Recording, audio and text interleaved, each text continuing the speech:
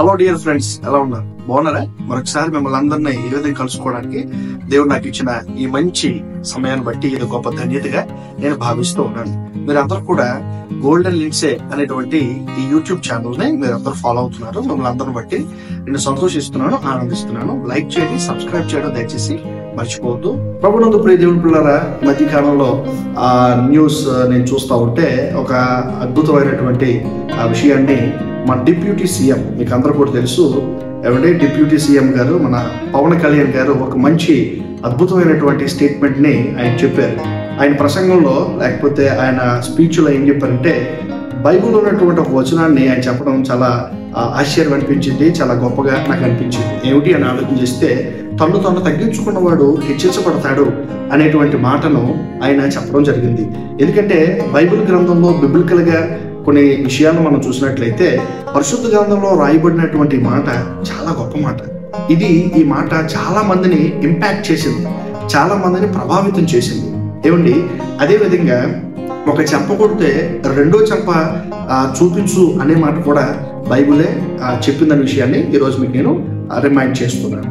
అదేవిధంగా మన deputy CM గారు ఇలా చెప్పడం నిజంగా నేను చాలా ఆనందిస్తున్నాను, సంతోషిస్తున్నాను. వారికి నేను కృతజ్ఞతలు కూడా నేను నా సహవాసం నుంచి, నా మినిస్ట్రీ తరఫు నుంచి వారికి తెలియపరుస్తున్నాను. నిజమే, తాను తగ్గించుకున్నటువంటి వాళ్ళని ఖచ్చితంగా దేవుడు దీవిస్తాడు కదా.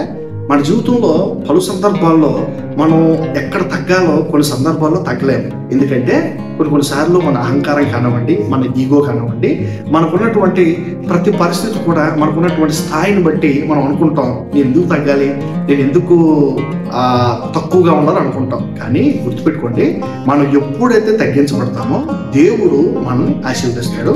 దేవుడు మనల్ని అంచెలంచెగా లిఫ్ట్ చేయడం ప్రారంభిస్తాడు. అది ఎలా అంటే మన కంటికి కనబడచ్చు, కంటికి కనబడకపోవచ్చు, కానీ అది ఒకేసారి మనకి కనబడుతూ ఉంటుంది. ఈ విషయాన్ని జ్ఞాపకం చేసుకొని నిజంగా డిప్యూటీ సీఎం గారి మాట చెప్పడం నేను చాలా ఆనందిస్తున్నాను, సంతోషిస్తున్నాను. నిజమే, చూస్తున్నటువంటి మా శ్రోతలు, మా ప్రియులు, అదేవిధంగా మా సబ్స్క్రైబర్స్ ఖచ్చితంగా ఈ మాటను మీరు ఎప్పుడు జ్ఞాపకం చేసుకోండి. మీరు ఎంత తగ్గించబడతారో, మీరు తక్కువ వారు కాదు, మీరు చేతగాని వారు అసలే కాదు. మీరు ఎప్పుడు తగ్గించబడతారో అప్పుడు మీరు హెచ్చించబడతారు. అప్పుడు మీరు ఉన్నత స్థాయిలో దేవుడే మిమ్మల్ని పెడతాడు, మనుషులు కాదు కదా. మీ జీవితంలో, మీ బ్రతుకులో దేవుని మీద మీరు ఆధారపడితే, మిమ్మల్ని తగ్గించుకుంటే, మిమ్మల్ని మీరు ఏమండి ఒకవేళ నీ మీద హీరోగా కనబడచ్చు, నువ్వు జీరోగా అయిపోయావు అనుకో, తక్కువేం కూడా కాదు.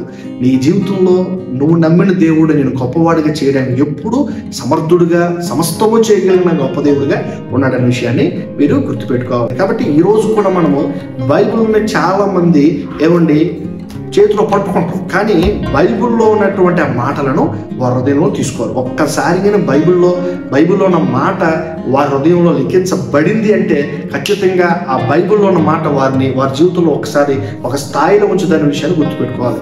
ఇంతేకాదు, బైబిల్లో చాలా మోటివేషన్, చాలా ప్రోత్సాహకరమైన మాటలు ఉన్నాయి. అందులో ఒకటి చెప్పమంటారా? అదేమిటంటే, నన్ను ఘనపరచు వాడిని నేను ఘనపరుస్తానని చెప్పాడు. ఎస్, దేవుని స్తోత్రం. ఎంత గొప్ప మాట చూడండి. ఈరోజు మన జీవితంలో మన స్థాయి, మనకున్న హోదా, మనకున్న సమస్తం, ఎవ్రీథింగ్ ఇదంతా పక్కన పెడితే, దేవుణ్ణి నువ్వు ఘనపరిస్తే నిన్ను ఎక్కడ, ఎలా, ఏ పరిస్థితుల్లో ఘనపరచాలో సమస్తం ఆయనకు తెలుసు. కాబట్టి ఇది ఒక ప్రోత్సాహకరంగా మాట తీసుకోండి.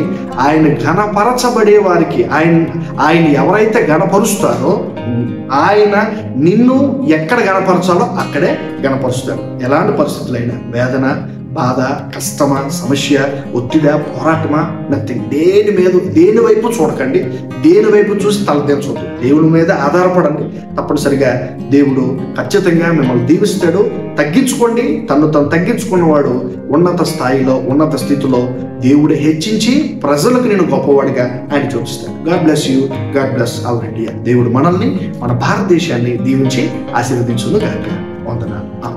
మంచి చక్కని సందేశాలు మీకు అందించడానికి మేము ఎల్లప్పుడూ ఎప్పుడు సిద్ధంగానే ఉన్నాం. ఒకవేళ వివరాలు మీకు కావాలనుకుంటే మా నెంబర్స్ మీకు కాల్ చేయండి. అదేవిధంగా ప్రార్థన అవసరతలు ఉన్నా, అదేవిధంగా వ్యక్తిగతంగా నేను మీతో మాట్లాడాలనుకున్నా ఖచ్చితంగా డిస్క్రిప్షన్లో, అదేవిధంగా సందేశంలో కూడా, వీడియోలో కూడా నెంబర్ ఇవ్వడం జరుగుతుంది. కాబట్టి మీ ప్రార్థన అవసరతలు, భారాలు తెలియపరచండి. ఖచ్చితంగా మీ కొరకు ప్రార్థన చేయడానికి మేము ఎప్పుడు కూడా సిద్ధంగానే ఉన్నాం. ఒకవేళ ఫోన్ కలవకపోతే ఖచ్చితంగా మీరు కామెంట్ రూపంలో మీ యొక్క ప్రార్థన అవసరతలు మీరు తెలియపరచండి. మీ కొరకు మేము ప్రార్థన చేయడానికి సంసిద్ధంగా ఉన్నాం.